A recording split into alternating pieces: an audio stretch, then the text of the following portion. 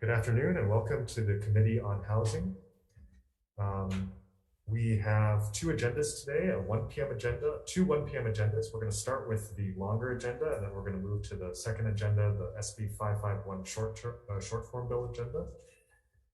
I'd like to welcome Committee Member Senator Awa to today's meeting. This meeting is being streamed live on YouTube. In the unlikely event that we have to abruptly end this hearing due to technical difficulties, the committee will reconvene to discuss any outstanding business at 1 p.m. on February 7th, Tuesday, in this room 225, and a public notice will be posted on the legislature's website. We have a 2-minute time limit per testifier. If there are temporary technical glitches during your turn to testify via Zoom, we may have to move on to the next person due to time constraints. We appreciate your understanding and remind you that the committee has a written testimony. Okay, so we'll begin with our first measure on today's longer hearing agenda, which is SB 340 relating to housing, appropriating funds to HPHA for the rehab, remodeling, renovation, and repair of housing units. Our first testifier is HPHA in support. Good afternoon, Chair, members of the committee, and our testimony support as requested an amendment. Thank you. And then we have 3 individuals in support: Ashley Loa, June Shin, and Will Carone. Is there anyone else wishing to testify on this measure? Okay. If not, I have a question for HPHA.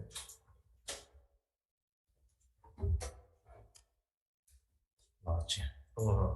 So how much funding is needed in this bill, and how many units are currently vacant due to federal health and safety requirements? Thank you, Chair. Hakeem Wasafi, Executive Director. We estimating $20.2 million for all the vacant units. The total vacant units as of January 31st that will qualify under this are 154 on Oahu, 19 on the Big Island, 26 on Kauai, and 56 in Maui, totaling 255 units on an average of $79,000 per unit. Got it, thank you. And can you furnish that information to our committee too? Yes, Chair, thank you. Okay, thank you. Thank you. Okay, members, any other questions? Okay, if not, thank you very much. And we'll move on to our next bill, which is Senate Bill 362 relating to the conveyance tax, which increases the rate of the conveyance tax for condos and single-family residences ineligible for a county homeowner's exemption with a value of at least $2 million. It also exempts real property subject to a government assistance program approved and certified by HHFDC and used for affordable housing. And also it removes the maximum dollar amount of conveyance tax revenues that are to be paid into the Rental Housing Revolving Fund each year. Our first testifier is HHFDC in support. Chair, HHFDC staff will explain testimony expressing required support.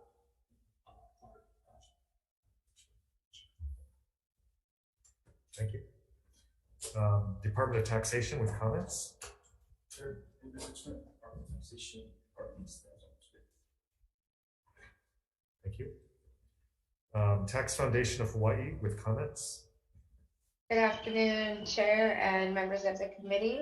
Jade McMillan on behalf of Tom Yamachika and the Tax Foundation of Hawaii. We will stand on our written comments submitted on the measure. Thank you. Thank you. Hawaii Realtors in opposition.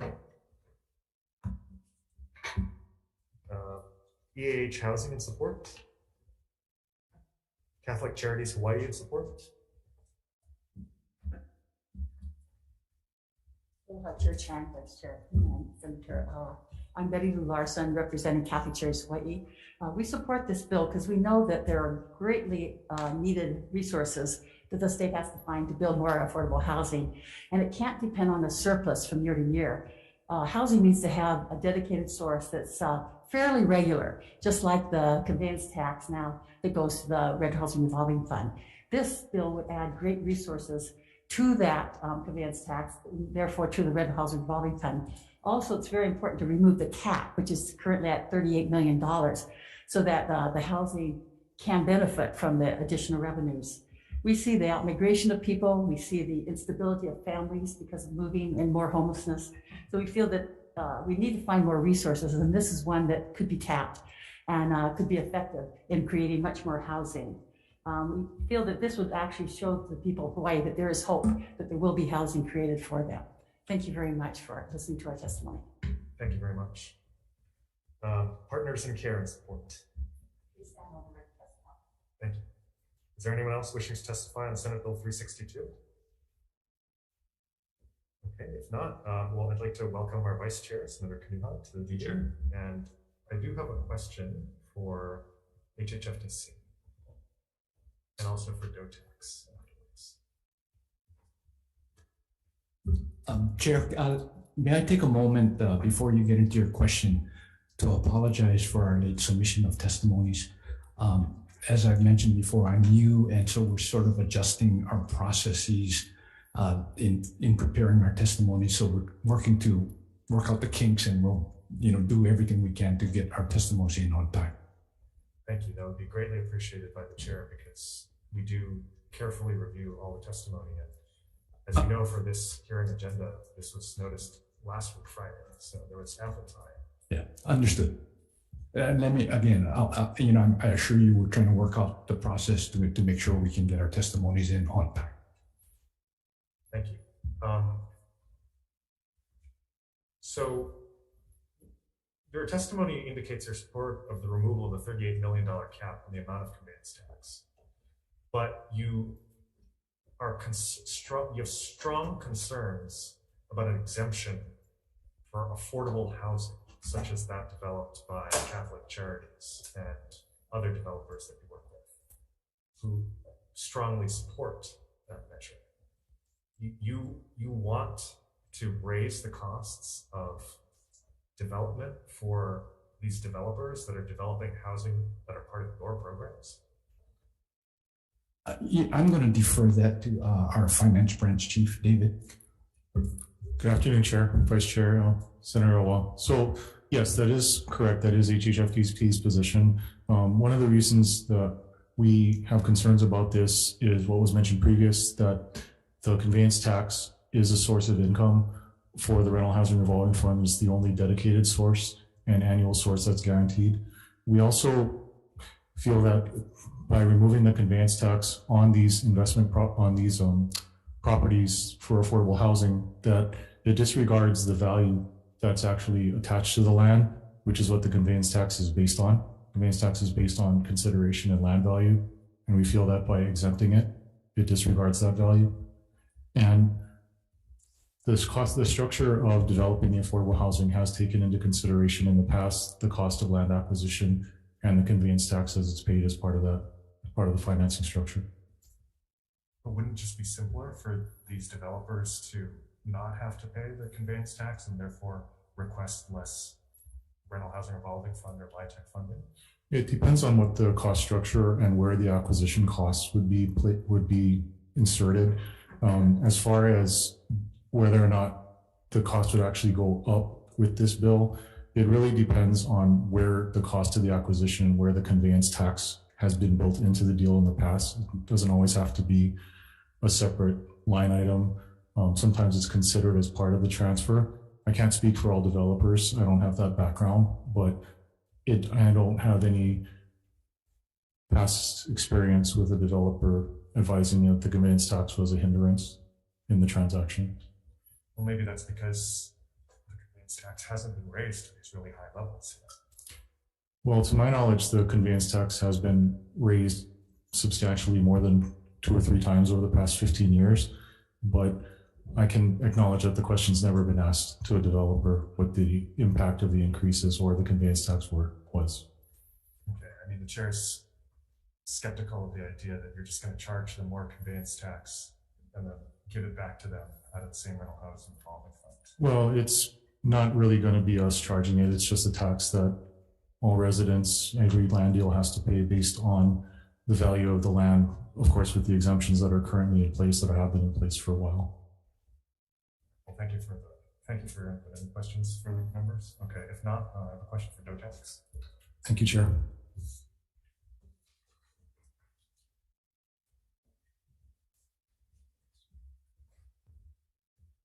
David Richmond with Department of Taxation. Thank you. Chair, Vice Chair. Thank you for your testimony, in which you indicated that you do have the ability to administer this measure.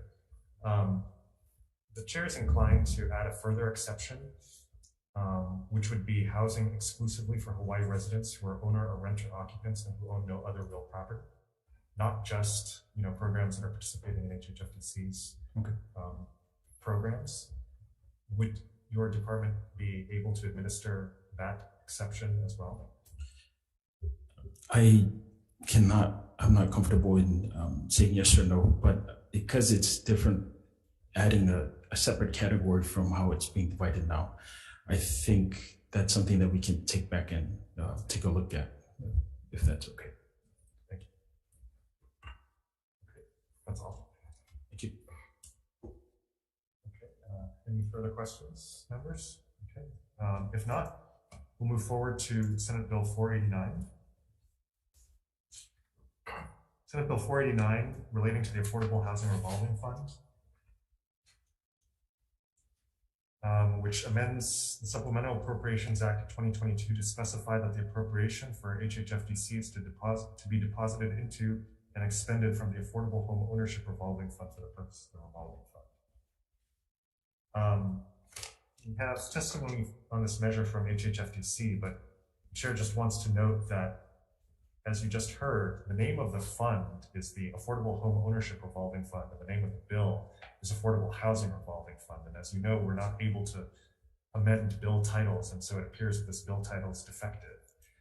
So the chair's inclination will be to defer this measure, as there are other vehicles, including SB 1290 and HB 992, that don't have this problem. So with that in mind, we do have one testifier, HHFDC, in support. Thank you. Anyone else wishing to testify on SB 489? Okay, if not, we'll move on to SB 858 relating to housing, which requires HHFDC to amend the LIHTC QAP to allow up to 20% of the points to projects conveying ownership to the completed project to the state or an organization obliged to use all financial surpluses generated by the project to construct more housing, and also to prioritize applicants based on the timeliness and loan amount repaid to the Rental Housing Revolving Fund on previous projects. Our first testifier for SB 858 is HPHA in support. Chair, members, we stand in support of this measure. Yeah. Thank you. HHFDC with comments. HHFDC stands on its proposed. Thank you. BIA Hawaii with comments. Thank you. NIOP with comments.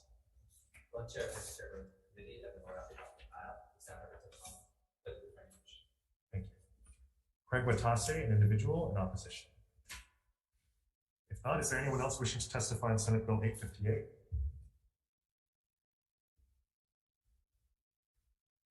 Okay.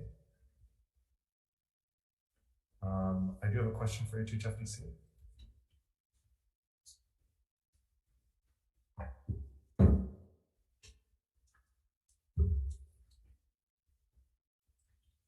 So you've read the bill, and you've read in particular the first part of the bill. What QAP changes would HHFDC support in order to address the concerns that were raised in the first part of this bill? Chair, at this point, I would be reluctant to specify changes that we would be able to support. And the reason for that is, any changes we make to the QAPs could potentially affect other criteria within the QAP as we evaluate applications. We would be happy to go back and basically consider what changes we might be able to support and report back to you. Okay. Thank you. The chair is also inclined to amend this measure to address some of the concerns that were raised by the development community in order to prohibit the awarding of more points for developer fees that are less than or equal to 12%. Does HHFDC have any feedback on that? In the past, we do have the current limit on developer fees that is in the QAP. I would be open to reviewing that with the development community. Whenever we do propose changes to the QAP, we have a series of working groups, and we do have a public hearing that we do go through. In the past, we do have a wide range of developer fee ranges on our projects, but it is something I would need to financially model, look at past performance, and I couldn't comment immediately at this time. As you can see from the bill, what I'm concerned about is that these developers receive windfall profits after year 61 from the development of these projects that were developed with federal and state taxpayer funds. And it's my belief that if the taxpayer pays for it, the taxpayer should own it. And I don't object to compensating the developers for their work. I support a strong minimum wage, so I too believe that developers should be compensated for their work, which is why I'd be inclined to compensate them more upfront, but eliminate the windfall in 61 years. And so you do amend the QAP on a yearly basis, and that's the chair's strong inclination with this measure, so that the funds can be recycled over and over again, rather than just going out the window with each new building that's built. Thank you, Chair. We do revise the QAP every 2 years. But whenever we do revise it, that is an area that we would look at. Developers do take their fees. I can say from my recollection of the rounds that I've most recently been through, that the fees are not greatly in excess of our current limit, which is, I believe, 14%. And what they do with those fees, from what I'm told by the development community, is what we prioritize with our projects and evaluating projects is we evaluate project readiness, entitlements. We want the projects to be as far along and as shovel ready as possible when we do award funds, to make sure that the projects are feasible so that the funds are used efficiently. So from the feedback we do get from the development community, from what I am told, those fees, they feel that is what's necessary to go through the entitlement and feasibility and readiness process. But we are open to any suggestions that are brought forth. I understand that. And like I said, I understand that people need to be compensated for their work and for the time that it takes, which is why I would want to remove the downward pressure, at least to a certain reasonable threshold, on developers' fees in exchange for state or ownership by an organization obliged to use its surpluses to develop more housing. Well, most of the surpluses in the projects that we award, the LIHTC projects that use rental housing revolving fund for their gap financing, it's the surplus that the project does generate that is used to repay the RHRF. So when we do evaluate the projects, we do also have to look at, and we control as much as we can to keep the project feasible throughout its life, that a healthy surplus amount is repaid through this, a healthy amount of the surplus is repaid to the RHRF to keep the fund revolving. Well, you say that the RHRF revolves, but as you know, these are 53-year loans, and so they do revolve very slowly. I mean, maybe you'll be alive in 53 years, but I think for all intents and purposes, that money is gone. Well, thank you for the optimism on on the life of the loan. I admit the life cycle is long for the loan. However, the reason is due to the size of the loan and the repayment schedules. It has to be drawn out for a longer period of time to ensure repayment.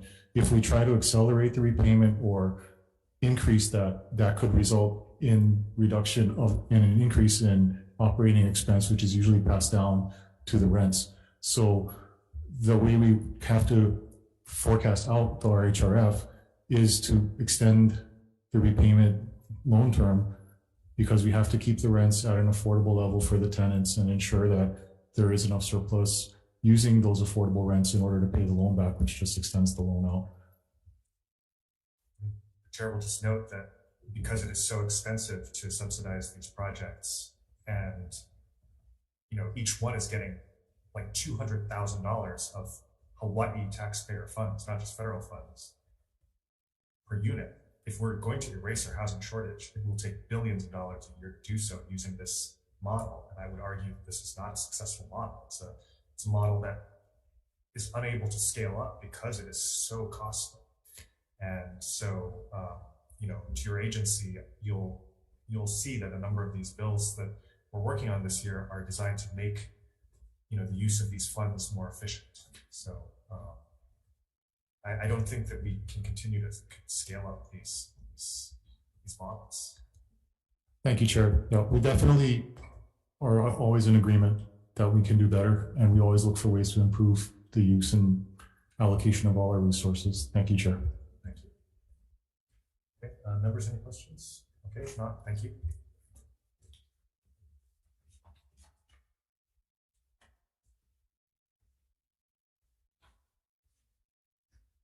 Okay, so I think that was it for Senate Bill 858.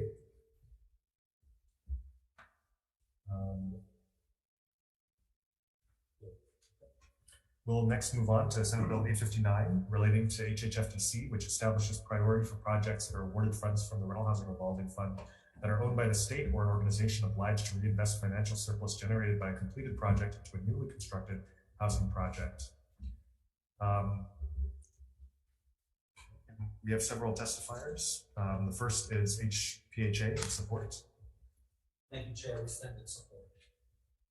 Thank you. Next, we have HHFDC with comments. Chair, HHFDC stands on its citizen. Thank you. And finally, we have NIOP with comments. Not voiced. Thank you. Anyone else wishing to testify on SB 859? Okay. I just had one quick question for HHFDC.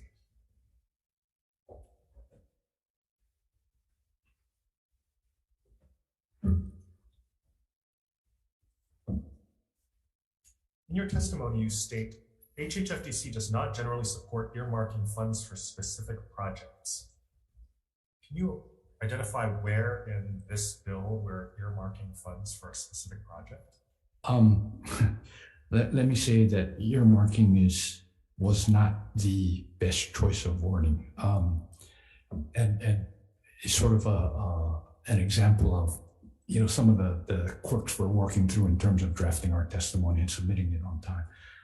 Yeah, you're correct. There's nothing in the bill that points specifically to any kind of earmarking, but I will say that as a general rule, HHFDC doesn't support any kind of priorities, establishing any kind of priorities in terms of, when we evaluate applications for projects. Our HRF admin rules right now, which are acknowledged in this bill, we do have our established, we do actually have priority levels, which in short prioritizes LIHTC projects first, mixed income projects second. So currently our priority levels that we evaluate for our HRF are based on AMI usage of the project. I agree with my executive assistant here that earmarking probably was not the best choice of words to be used, but I think the intent is to say we do not want to compromise the evaluation of the projects, and as far as the quality and feasibility just for certain agencies, we would rather stick to our priorities of serving the lowest AMI group first. Thank you for rescuing the executive assistant on that. You do establish priorities, and as you know, in 2022, the legislature appropriated $150 million to Tier 2, which are not LIHTC funds, which are not the lowest income, which in fact, those units are legal. You allow them to charge up to $2,940 per month for a 2-bedroom unit, which in many parts of the state is above the market. So I don't see any evidence that you're trying to prioritize the lowest income. By contrast, I see that another state agent, your sister agency, the HPHA, does try to prioritize the lowest income. Thank you, Chair. So when we did the RHRF Tier 2, we did it under the environment where we were out of our 9% LIHTC allocation from the federal government. So we had no more LIHTC, and our private activity bonds that are used with the 4% LIHTC credits for the LIHTC programs, we had already exhausted our bond allocation during our traditional funding round.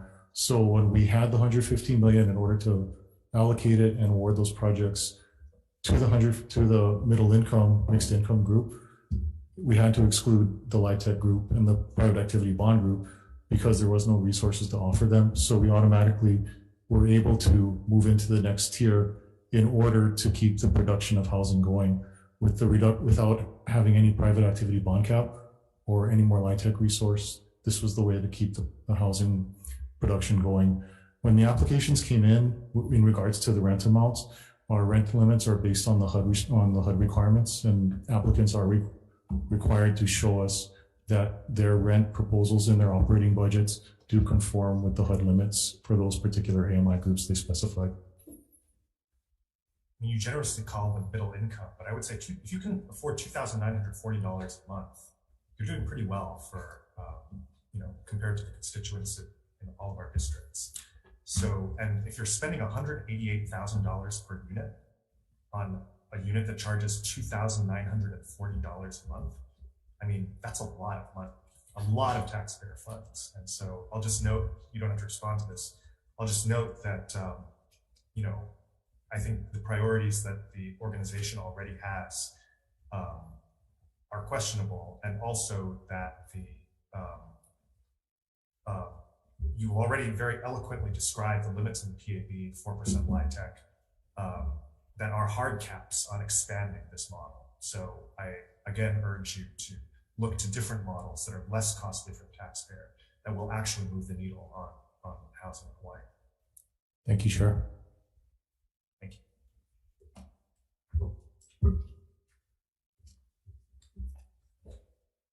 At this time, we'd also like to welcome our committee member, Senator Aquino. Our next measure today is Senate Bill 936, relating to housing, which requires HHFDC to prioritize the allocation of low-income housing tax credits to state-owned development projects. Before we move further, I'll just note that it's the chair's inclination to insert many of the contents of this measure into an SD1 for SB 858. And again, we have several testifiers for this measure. The first is HPHA in support. Thank you, Chair. We stand in strong support. Thank you. Next, HHFDC with comments. Thank you. And finally, Mark Development in opposition. Is there anyone else wishing to testify on SB 936? Okay. If not, we'll move forward to SB 999, relating to housing, which appropriates funds to HPHA to modernize HOU. And our testifier in this measure is HPHA in support. Thank you again, Chair. We stand in support. Anyone else wishing to testify on this measure? If not, any further questions or discussion, members? If not, we'll go into recess and we'll come back for decision making.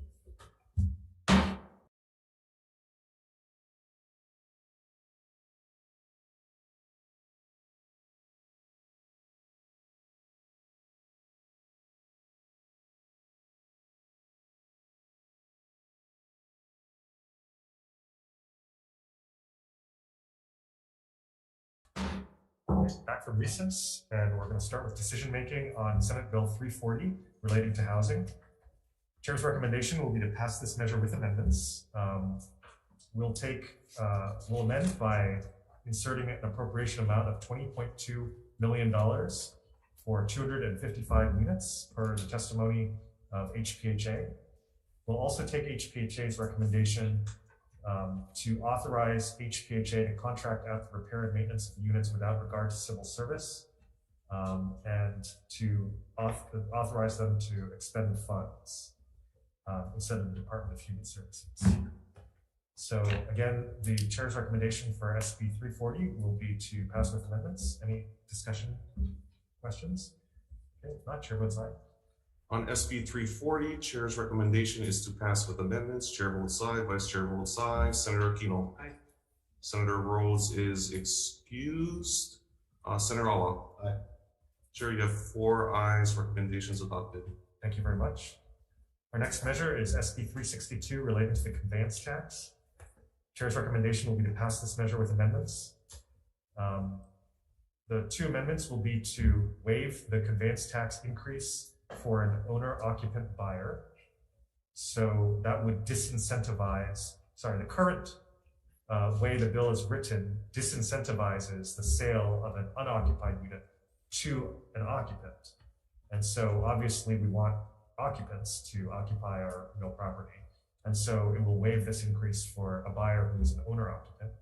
And then we'll also add a further exception on 18 on pages 8 to 9 to include housing that is exclusively for Hawaii residents who are owner or renter occupants and who own no other real property. So those are the amendments. Members, any questions or discussion? Okay, if not, for SB 362, Chair's recommendation is to pass with amendments. Chair votes aye.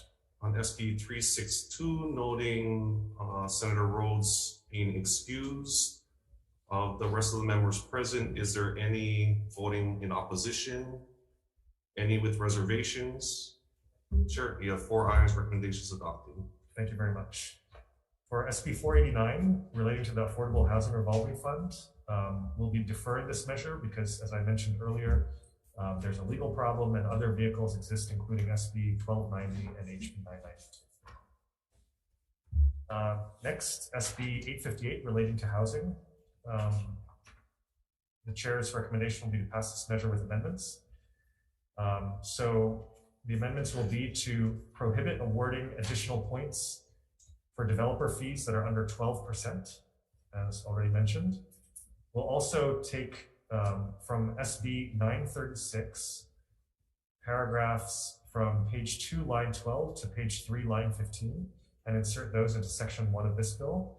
And we'll also take from SB 936, section 2 from page 4, line 7 to page 5, line 6, and insert those into this bill as well. And finally, another amendment will be to replace 2 on page 3 to prioritize applicants who have demonstrated accelerated full repayment into the Rental Housing Revolving Fund of past Rental Housing Revolving Fund loans. And the reason for that is because the chair has heard that even when banks offer to refinance Rental Housing Revolving Fund, that the borrowers inevitably do not, because they have no incentive to. Why not continuing borrowing, all these taxpayer dollars for 53 years at a below market interest rate? And so this would incentivize them to further to repay early, to take those private sector refinancing, so that the RHRF does revolve more quickly than 53 years at a time. So for the committee report, we also want to additionally note that we're going to urge HHFDC to take the committee's concerns into account in the next round of QAP edits. Okay, members, any questions or discussion? Okay, if not, the chair's recommendation for SB 858 is to pass with amendments. Chair votes aye. Chair votes aye with 4 members present. Any with reservations? Any noes? And noting Senator Rhodes excused, Chair, you have 4 ayes, recommendations adopted. Thank you very much. For SB 859, relating to HHFDC, the recommendation will be to pass this measure with amendments. We have technical non-substantive amendments for the purposes of clarity and consistency. We also are going to make 3 on page 5 equal in priority to 1. And then at the suggestion of the Attorney General, we will also be replacing section 3B on page 5 to prioritize applicants who have demonstrated accelerated full repayment of past state housing loans, similar to the previous bill, SB 858. Members, any questions or discussions? Discussion? If not, for SB 859, the chair's recommendation is to pass with amendments. Chair votes aye. Noting Senator Rhodes excused, all other members present. Anybody with reservations? Any noes? Chair, you have 4 ayes, recommendations adopted. Thank you. Our next bill, SB 936, as I already mentioned, one of the contents have been inserted into SB 858, so that'll be the vehicle for this concept moving forward. And so the chair will be deferring SB 936. For SB 999 relating to housing, the chair's recommendation will be to pass this measure unamended. So SB 999, chair's recommendation passed unamended. Chair votes aye. 4 members present. Senator Rhodes excused. Anybody with reservations? Any noes? Chair, you have 4 ayes. Recommendations adopted. Thank you very much. So that brings us to the end of the first agenda at 1 p.m. today. I think gavel out to the second agenda. Okay, Yes. so the first agenda is now adjourned. And we're going to come back for the second agenda to insert substantive provisions into short form bill SB 551. A public hearing will be scheduled at a later date, at which point testimony will be accepted.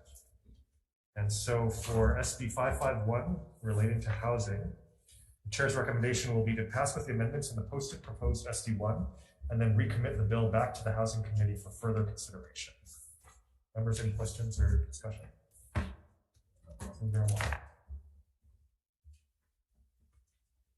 This falls more like government shutdown, but is your bill? Oh no, this is a short form that he's inserting language into, right? But we're gonna hear it at a later date. Oh, well, we didn't hear it yet. No, right. That's okay. He's just amending it to whatever this is. And then we'll take testimony on it just like every Okay. future. Yeah. Okay, great. Okay, so again, for SB 551, the chair's recommendation will be to pass with the amendments in the proposed SD1 and further to recommit the bill back to the Housing Committee for further consideration. Chair votes aye. For SB 551, pass with amendments. Chair votes aye. Vice Chair votes aye. Senator Kino. Aye. Senator Rhodes is excused. Senator Awa. Aye. Chair, you have 4 ayes, 1 excused. Recommendations adopted. And do we need to make clear that the recommendation is also to recommit? Okay, so again, to be 100% clear, we're recommitting the bill also back to the Housing Committee for the consideration. Okay, and there being no further business, this agenda is concluded.